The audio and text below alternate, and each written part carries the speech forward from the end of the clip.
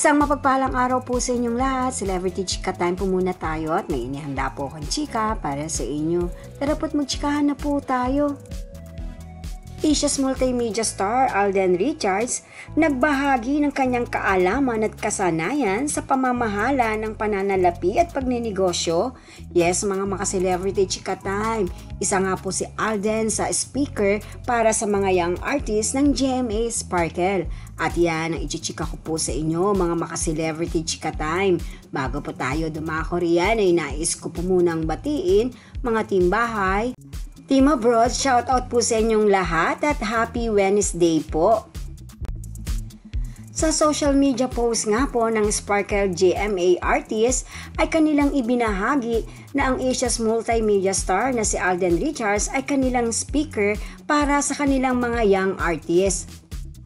Ang Asia's multimedia star ay isang tunay na inspirasyon sa maraming young stars, hindi lamang sa kanyang talento sa entertainment industry, kundi pati sa kanyang kaalaman at kasanayan sa pamamahala ng pananalapi at pagninegosyo.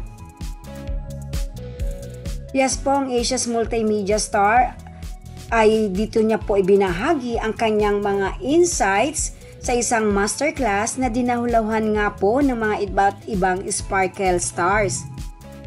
Naayon nga po sa Asia's multimedia star na si Alden Richards, hindi man ako financial advisor, lahat ito natutunan ko in a series of failures and victories in the past years.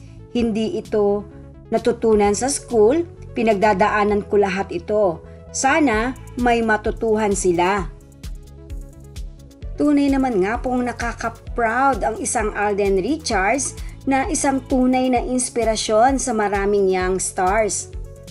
Sa dami nga po ng pinagdaanan ni Alden sa kanyang mahigit 10 taon sa showbiz industry, ay talaga naman nga pong kitang-kita kung paano po niya napaangat ang kanyang mga kinikita sa pamamagitan nga po ng pag-i-invest sa iba't ibang negosyo. Yan po ang aking chika this for today. Salamat po sa inyong panunood. Huwag po kalimutang mag-subscribe. Pwede po mag-comment sa ibaba. Basta tuwag lamang po hearts o nakakasakit sa isa't isa. Salamat po muli. Spread love, not hate.